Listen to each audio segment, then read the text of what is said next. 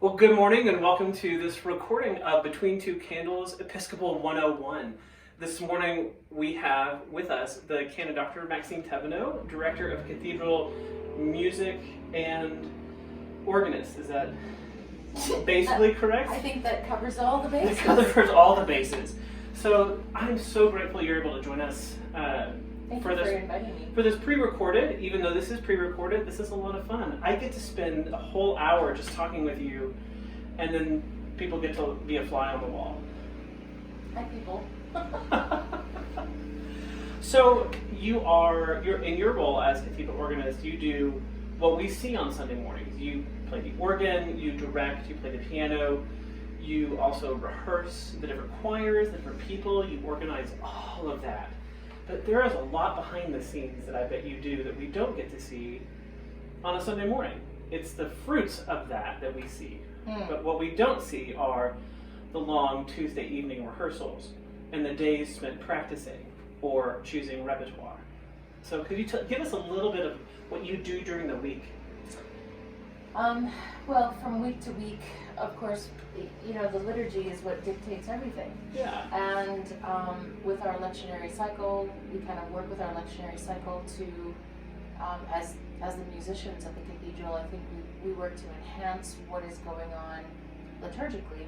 We work to enhance what is the message for that particular Sunday. Mm-hmm. And so I think the fun part of my job in the behind the scenes is really delving into 1,000 years worth of music that we have at our fingertips that can be chosen to enhance the word, can be chosen to move people beyond that place of just the everyday, to transport people beyond the realm of day-to-day living and to take them through that thin veil where they can meet more closely the face of God.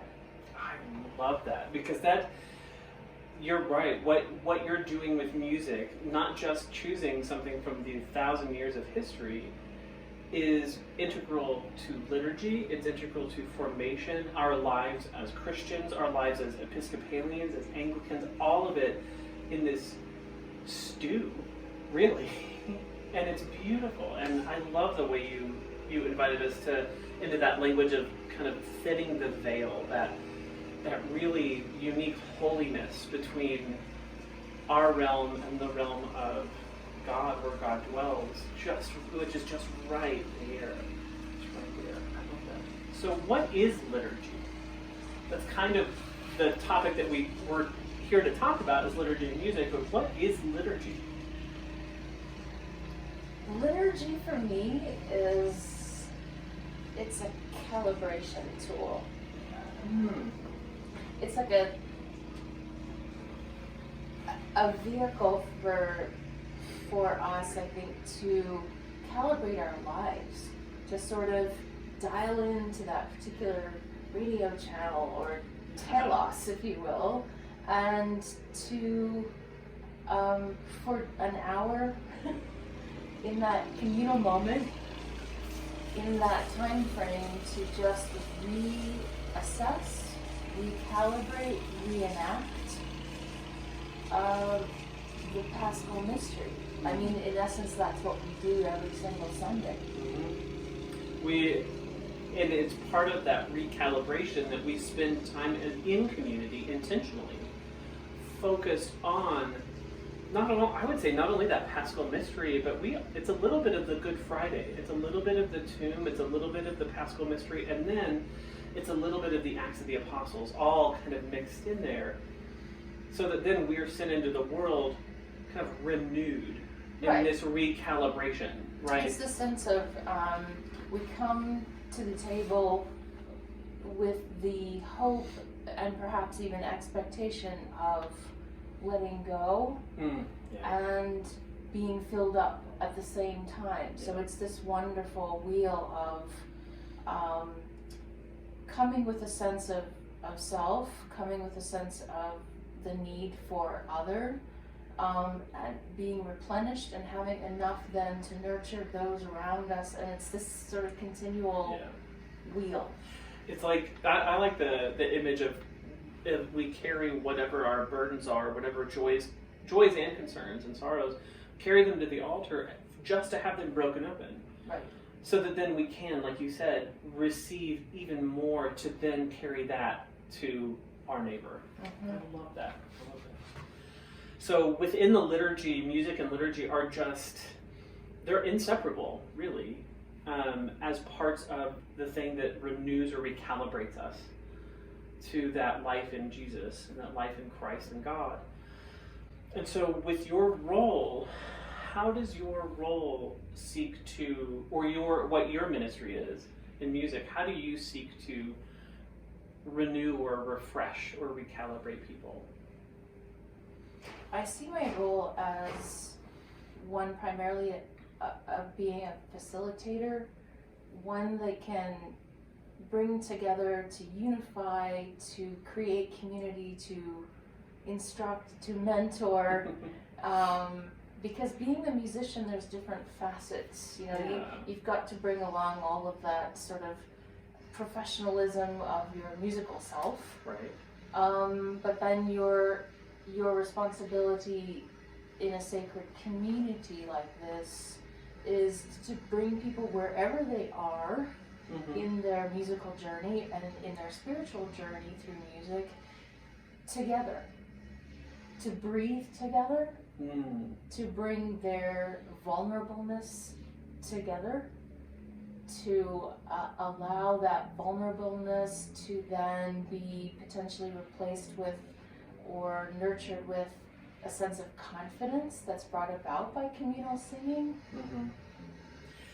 Singing is so, I'm glad you used the word vulnerable, because it is vulnerable, especially when you might be the only person on the voice part. That in that, part of, as an outsider viewing what you're doing, is you are accompanying people in finding their voice, literally and figuratively. That, you know, they may never be this just rock star vocalist, but what they can be is true to themselves and to their own voice, and harness that confidence and that faith and that even the vulnerability to then propel them into greater sense of community and sense of self. And that's, And I think it's important to remember that the song that comes or emanates from our beings, it is ours, but it's also God's song. Yeah. And it's our responsibility, if you have the gift of music, if you have the gift of song, it's our responsibility to share that in order to allow other people to feel like they too can be transported. There's a hymn or a hymnal that talks about the transport of delight. And I love that phrase, because to me that's what music does. It delights. Whether it's through songs of sorrow or songs of joy, there is always that element of delight, because you're touching upon your own self and God's self all in one. Yeah, because we are reflections of that infinite being, that infinite God. And it takes the infinite humanity to reflect that. Right.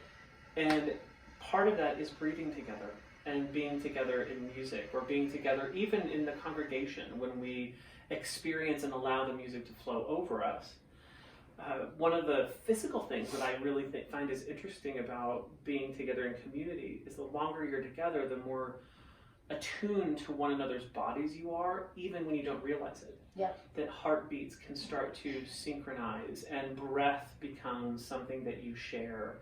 And so in the physical part of us, that incarnational part, as well as the big reflection of the image of God, are both so integral to liturgy, to music, to our lives as followers of Jesus Christ. Music is essentially organized sound. right? And I'm sitting here, we're sitting here, and we're listening to the organized sounds of construction work going on Silver Avenue, and we were going to do this interview in the nave today, but there's construction and organized sound going on in the nave, and I think organized sound has an incredible impact on us as human beings, because it helps to create order where there is chaos. That said, we need the chaos in order to have the order. And it reminds me of some of the basic stuff of Christianity.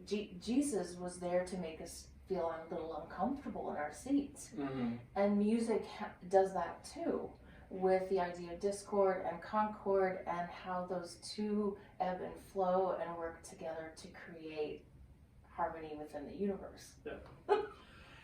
Yeah. That makes the idea of that ordered chaos makes me think of John Cage's really famous piece, 4 minutes and 33 seconds of silence. Of silence, but yeah, I know, we're both so excited about it. But in that silence is the music, right? Right. Because the silence then becomes all of the sounds. Yeah. Sounds around us. That person coughing, that person moving in their pew, that mm-hmm. person, breathing mm-hmm. next to you. That becomes the silence. Yeah. Yeah. Something, so sounds and silence are vital parts of our existence. And I want to say this, I wrote some notes here because I love to sort of just kind of refer from them, but sounds can make us happy or sad. They can also frighten us. Mm-hmm. They can draw us towards something. I mean, think about watching a really scary movie without the actual without the music. Right. It just doesn't have the same impact. And I think liturgy and communal worship is a similar kind of thing. Mm-hmm. The music enhances the word, and the word enhances the music, and together they make for a really wonderful embodiment of what church is. Mm-hmm. Yeah. I love the way that you put that idea that the music and the word itself, meaning, and I'm guessing you're talking about scripture, what is said in liturgy, that even in those silent moments when something happens, I think particularly at the fraction, when the bread is lifted up, mm-hmm. and especially when you're close to the altar, you actually hear that crack, that snap, that is part of that soundtrack of the liturgy. And that in that moment, there is silence, that the prayer book invites us into a moment of quiet, but it's never truly quiet, right?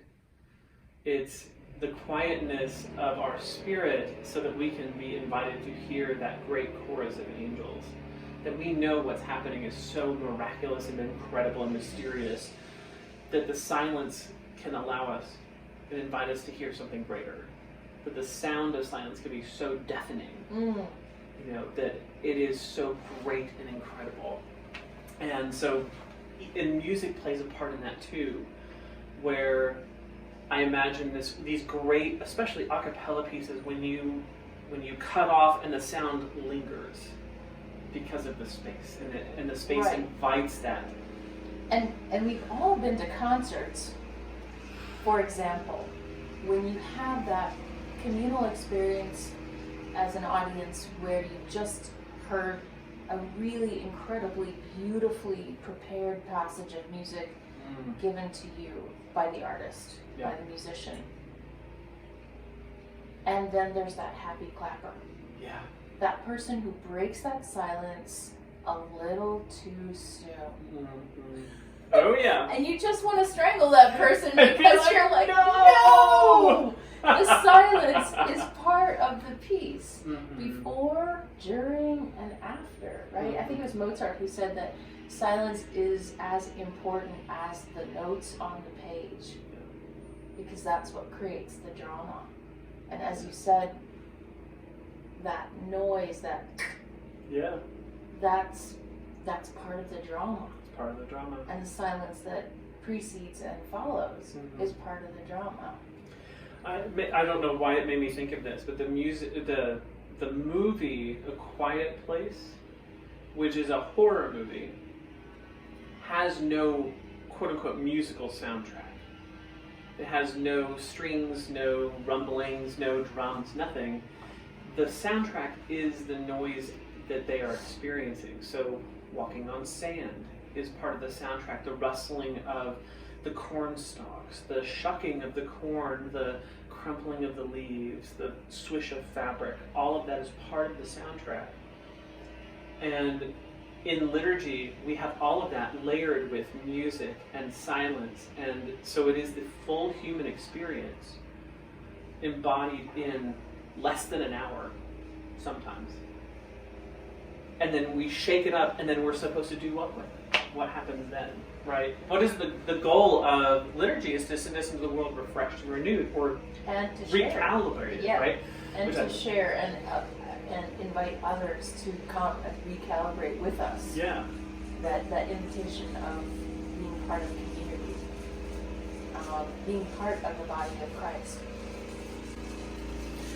So with music, I'm wondering, how does music in particular, whether it's in the liturgy or whether it's in the world, how does it invite us into community?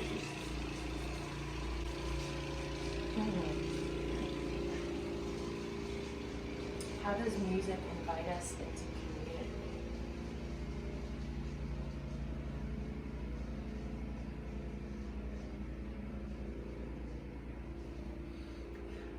It was not a question I prepared beforehand, so I apologize. But no, I will say I'm flooded with different thoughts, but I'm just trying to organize them from the chaos, from the chaos of all my thoughts. I think about the opportunity, for me, the opportunity to be able to stay, because right now we don't have a congregation per se in the pews with us.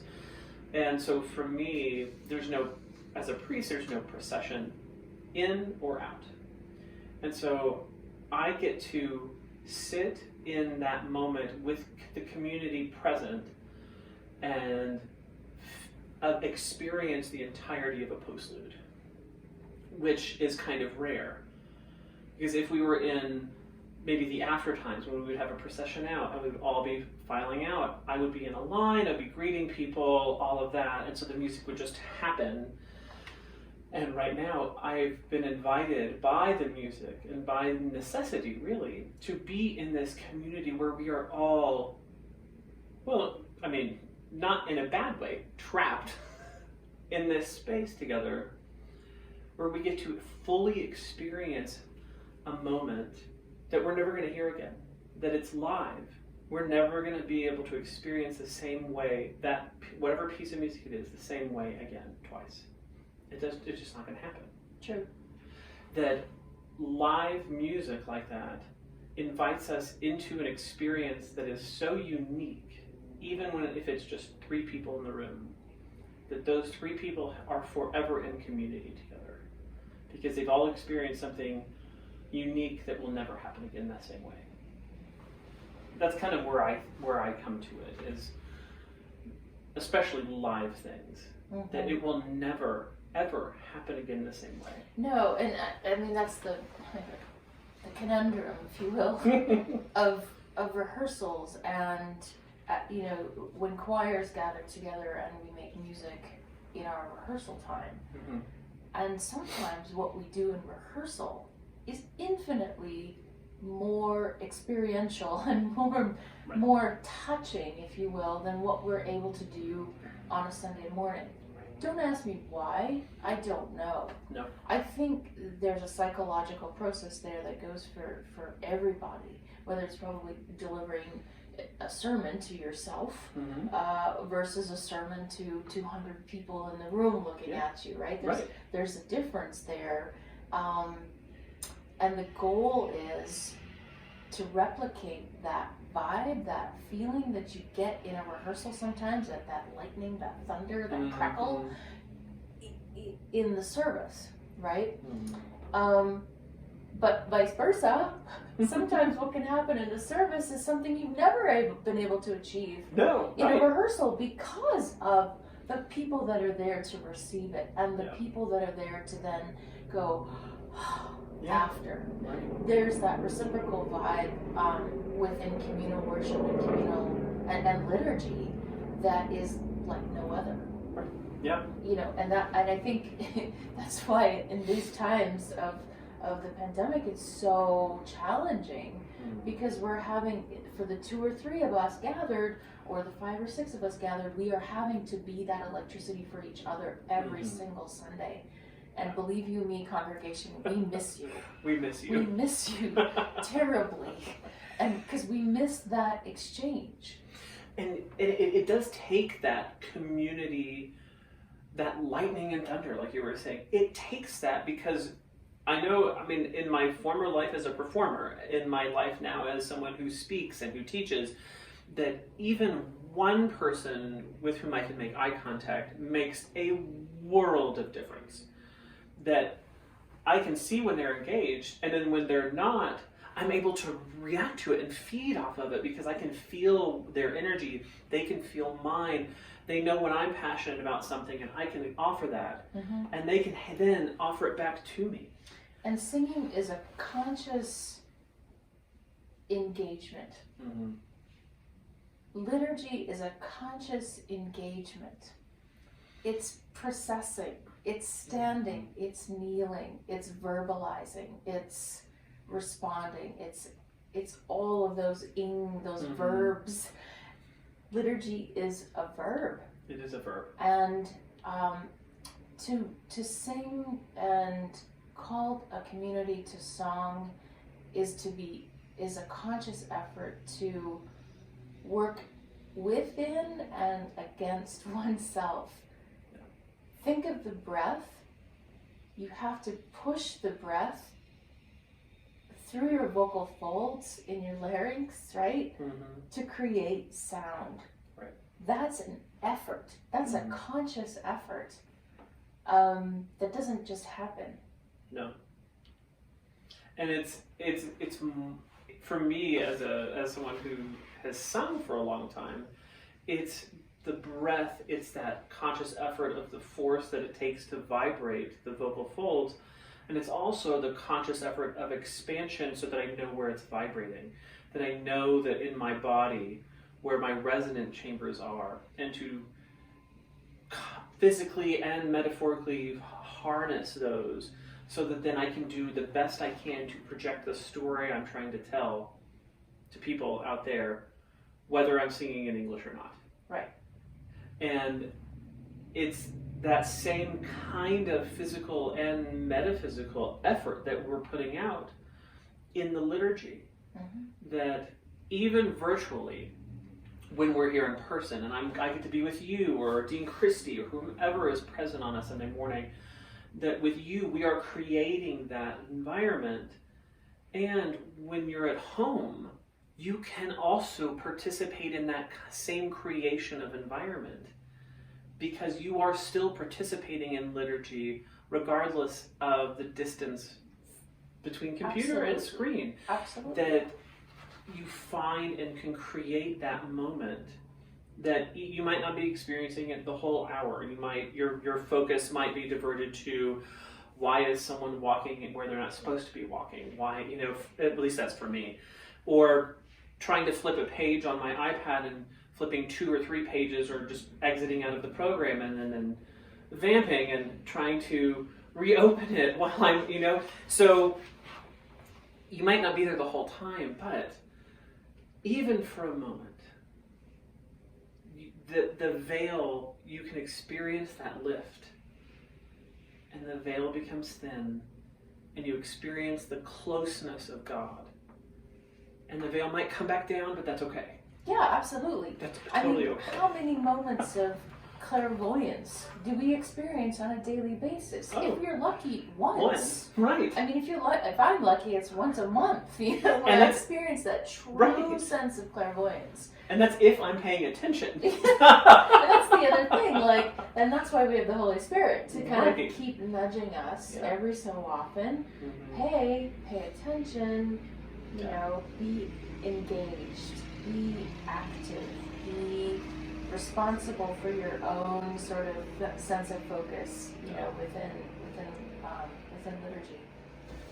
I know that this is a sort of Episcopal 101 session, kind of talking about music, and I didn't know if there were other sort of more basic kind of like... Yeah, so I was thinking about that, the way that music and liturgy, so when we talk about liturgy, we talk about liturgy kind of on a very broad intellectual level, on a spiritual level, but liturgy really is the work of the people.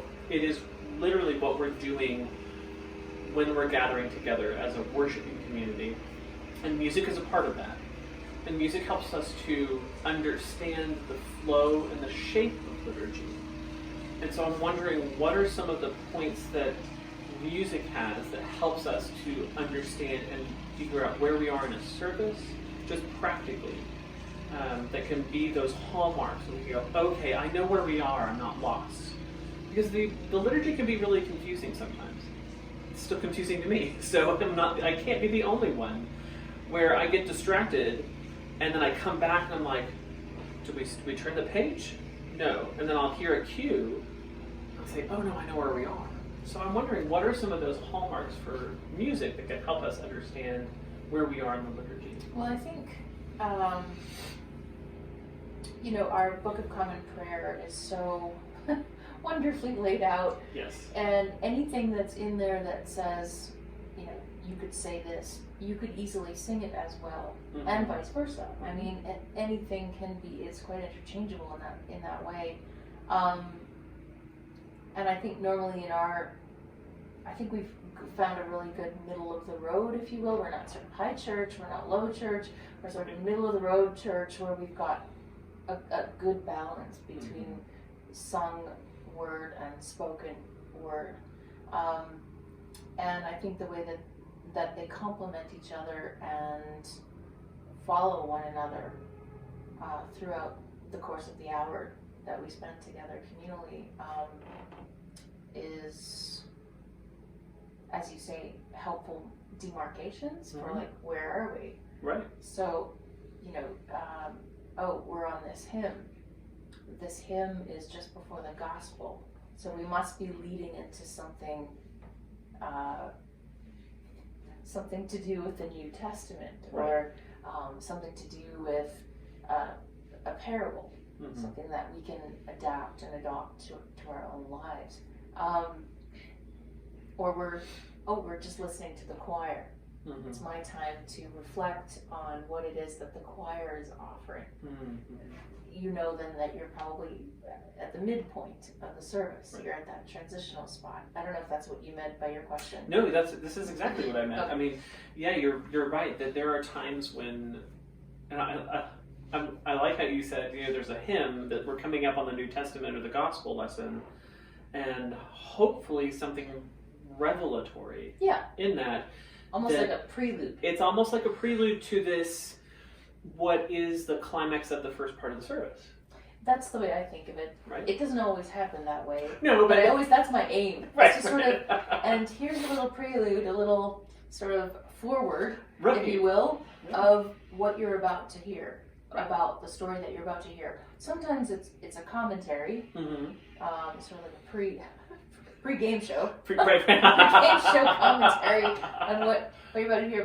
But by and large, the way I try to create that flow is to either enhance what you've just heard or give a little taste of what you are about to hear. Yeah. And our hymnal helps us to do that because it has this breadth of wording, breadth of hymn texts, and breadth of theology as well. Breadth of theology and breadth of poetry. I mean, there are some really fabulous poets, you know, throughout our hymnal, music aside, and then musically speaking, you attach to that then music from the 9th century through to modern day. Right. And then it's complemented by what the choir offers, or by maybe a soloist, or maybe it's an instrumental piece that is also not just from necessarily Episcopal or even Anglican tradition, it can span the breadth of time, of tradition, of language, all of that. Mm-hmm. I think singing is very much like theology, because it gives us that glimpse of glory. Mm-hmm. And we talked about, going beyond the thin veil. Mm-hmm. It's all about that. It's all about getting to that place. Yeah.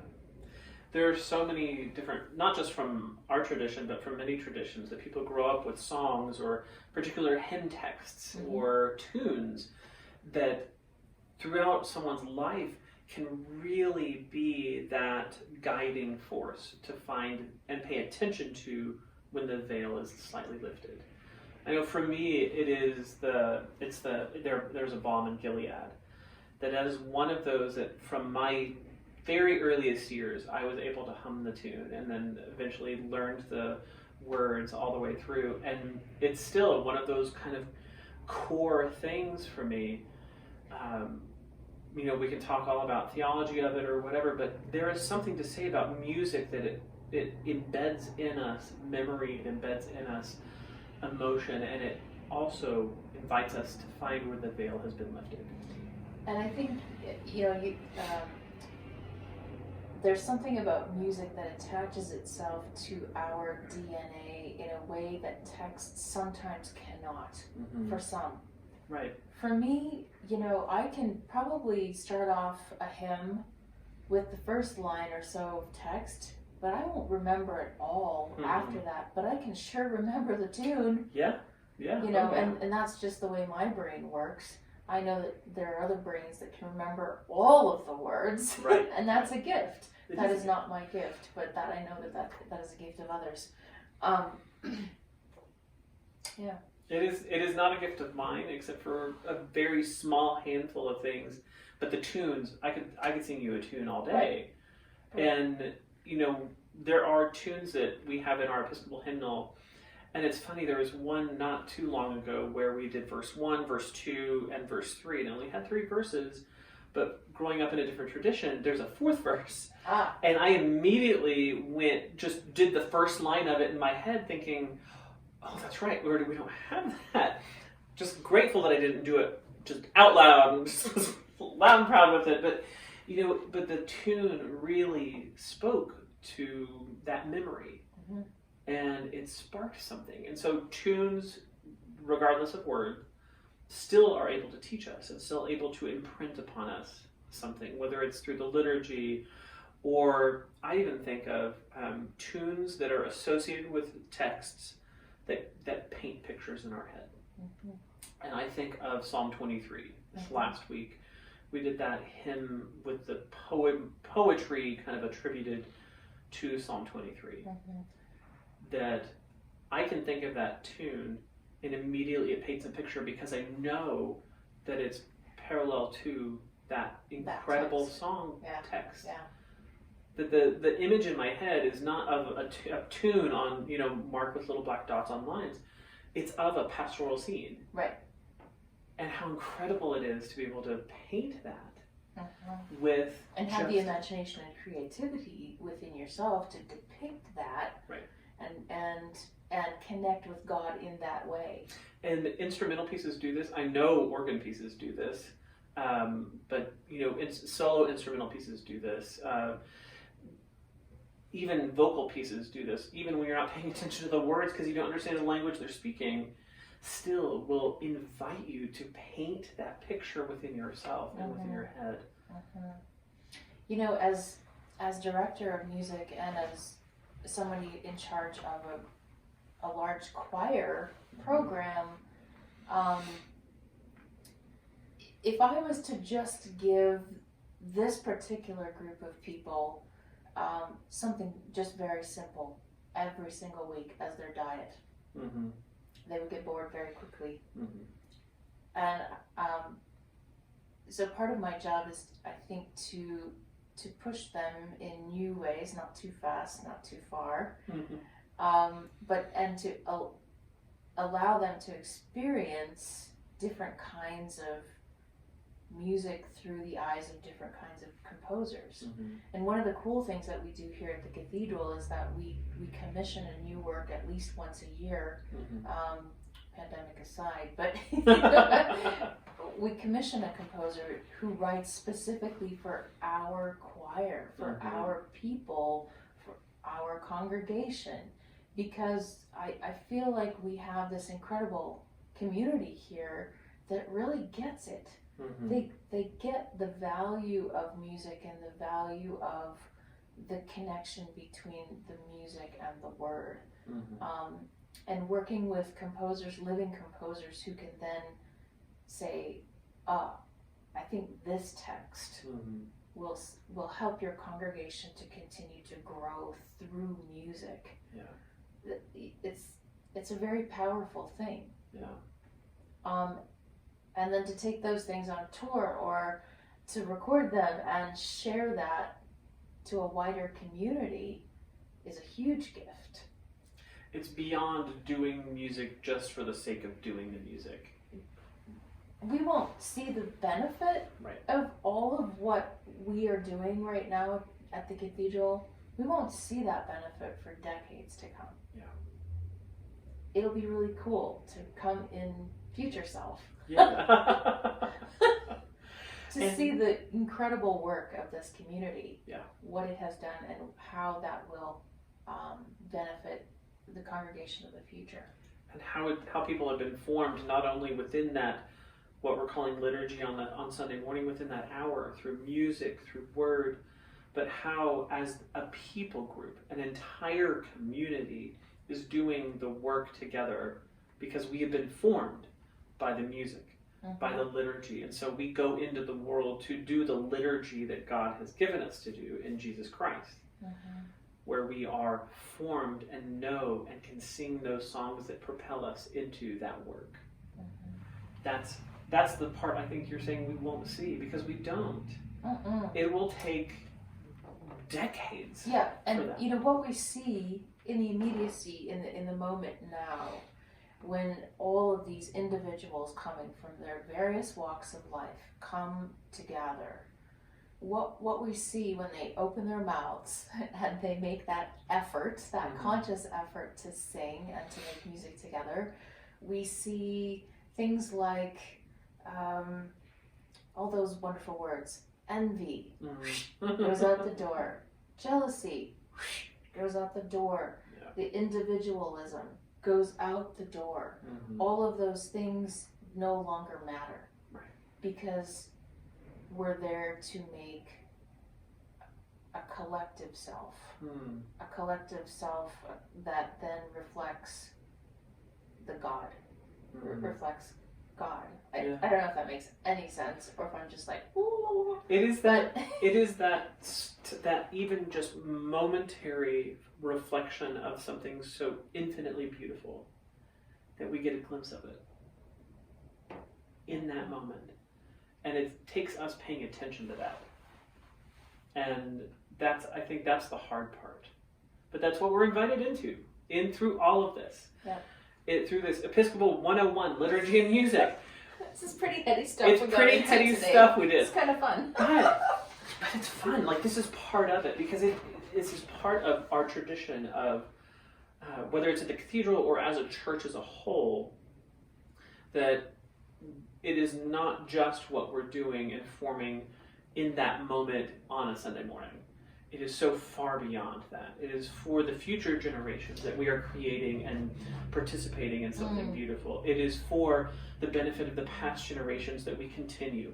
It is for the greater community outside of the parish that we do this because we are formed by doing it. Right. It's all of that. That verb it's sense. That verb again, sense again. Right? Yeah. And music will only invite us to its surrender if it's beautiful. That's the thing. It has to be beautiful, I think, in order for us to feel like we've been invited into that incarnation. Yeah. And it's that beauty, and I've said this a lot, like I come from various ways of doing church music, and I've sung everything you can think of. I've done it all. I know it speaks and feeds my heart and soul, but that doesn't mean that's the only way. Right. That doing it for the sake of doing it is not necessarily always the best, but doing it well is what we're striving for. Whatever we're doing is if we strive to do it well, and it doesn't have to have all of these things hung on it. We don't always have to have, you know, huge spaces with huge organs and huge choirs, but what we do, we can do it well because what we're doing is to the glory of God, and why wouldn't you want to do it as well as you could? It requires tremendous courage. Yes, it does. To make beautiful music. Yeah. Not only just you yourself committing to that, but as an ensemble. And you know, for those of you who have sung in choirs, you know when you hit that sweet spot as a choir, when you just have just laid it all down on the table, and just put all that courage down on the table, and you've transcended your own individualism, and you've just laid it all down on the gauntlet. Yeah, right. Right? And you've made something pretty spectacular together. And all of that, I think I mentioned this before, but even laying down that individualism, the things those bags we carry from the outside world, we lay it all down just to be broken open, because all that we can receive when it's broken open is grace and mercy. Yeah. That's all we can get. Yeah. So I'm wondering, what would you, if someone walked into the cathedral for the first time, experience, say, an 11 o'clock service in the after times when we've been a renewed church, with the music, with the choir, with the liturgy, what would you want them to know? So what would you want them to know about participating in the service? Like how to participate? Or, I'm not sure I understand your question, sorry. That's okay. Let me rephrase it.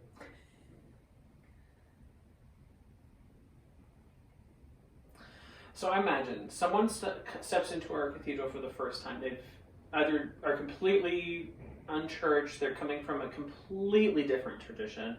This looks very different from what they're used to. And it might look a little fuddy-duddy, or a little, that's not the word. Let me rephrase again. I'm trying to think of how I'm trying to say this question. And I know where I want to go, but I can't think of how to say and get the question so that I can get to where I want to go. Sorry. That's all right.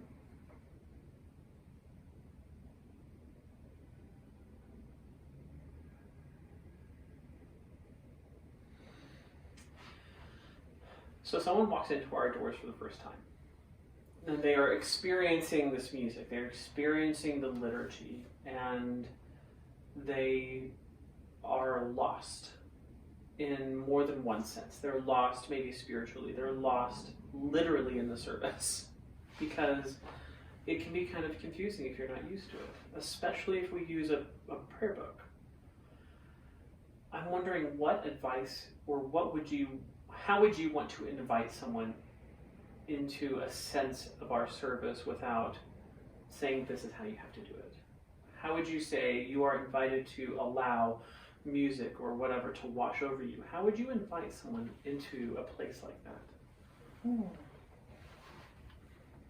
I think you said it. I think just merely inviting them to just actively listen. That in itself is huge. I mean, whether you know where you are in the service as a newcomer or not, I think just allow all of your senses to be touched. Your visual sense, your ears, what you're hearing, either musically or not. Your eyes, whether that's the vestments, your nose, whether that's the incense or the smell of oil and the candles, or whether it's somebody's perfume next to you. It's all part of the experience of just being and just coming together. I don't know if that... What I'm hearing is just being invites you into the community. Mm-hmm. That you don't. There's nothing you have to do. No, you don't have to come in fancy clothes. Right. Come comfortable. Come be yourself. Yeah. Because yourself is enough. Yourself is more than enough. And you yourself is just right. We live in a society that is so, what's the word I'm looking for?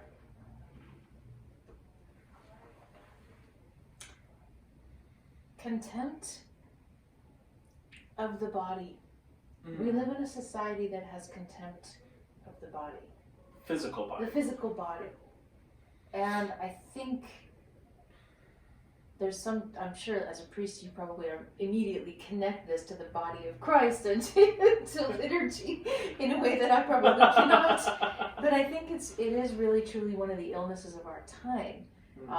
And that is something that we just, as humans, we just need to get over. Because it's not, from where I sit, it's not just a contempt of body. The body is a gift. The body is a gift. It is a place of grace. It is a place of beauty, and we need to really look at ourselves and just say, "Yeah, I am enough."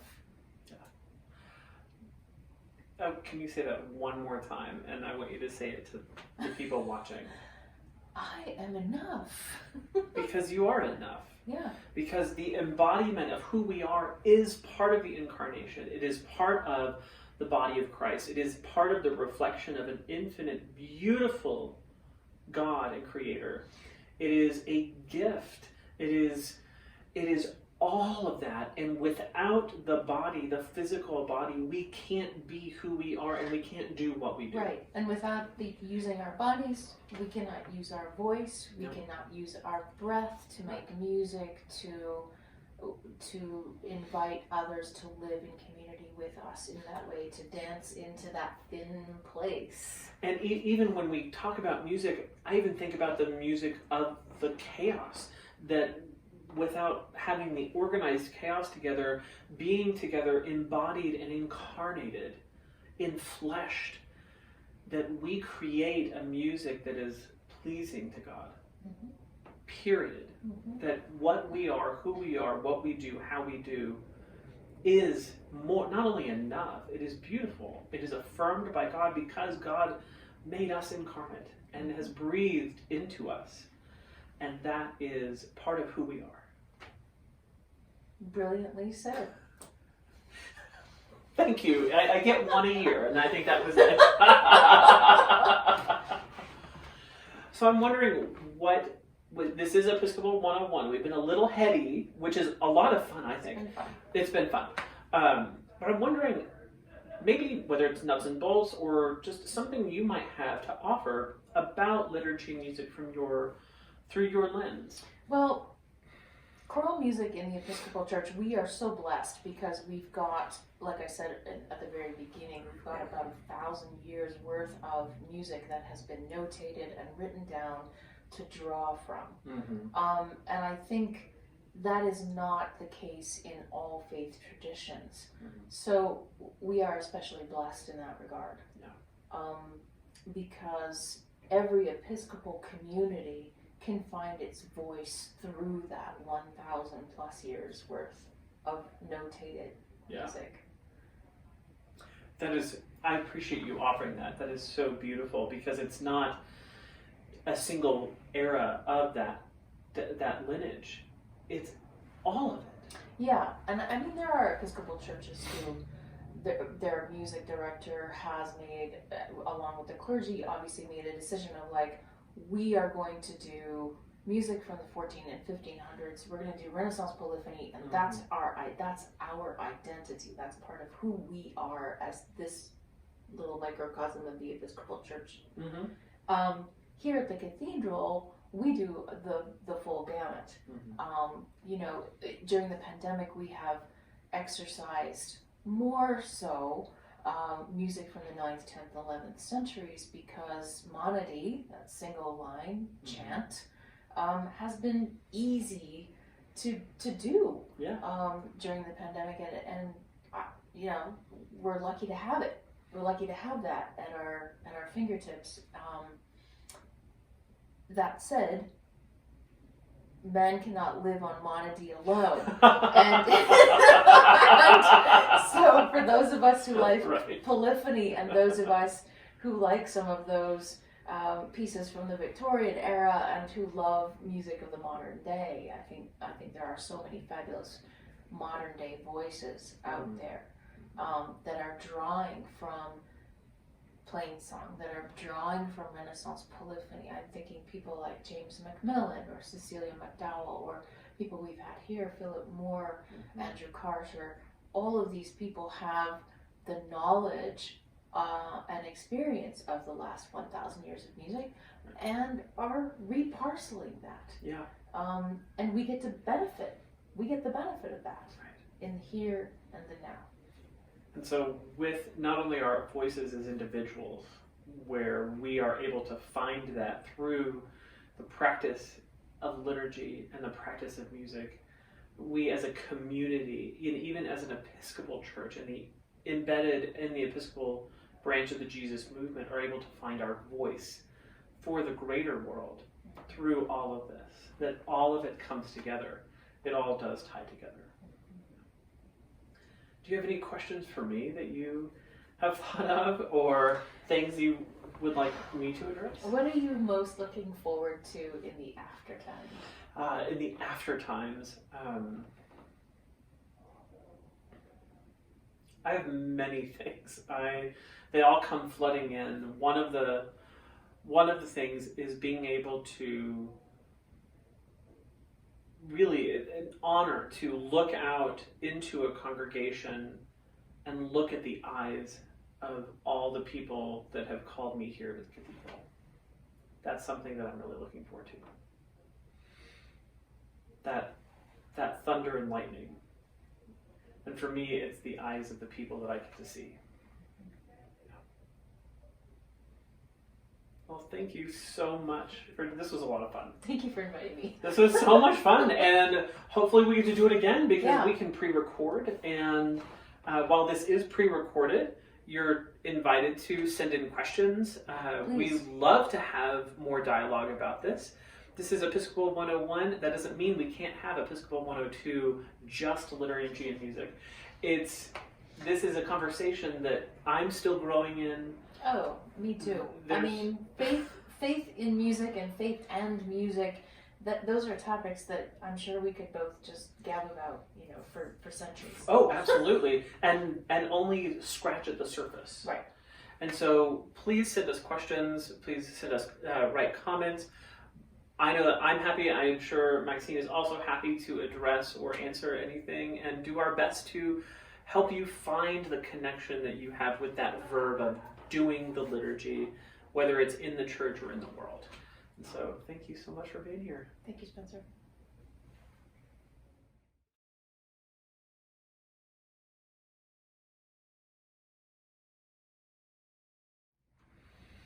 Amen. So I'm wondering what... Yes, amen. Thank you for coming to our talk today. So let's take a minute just to drink.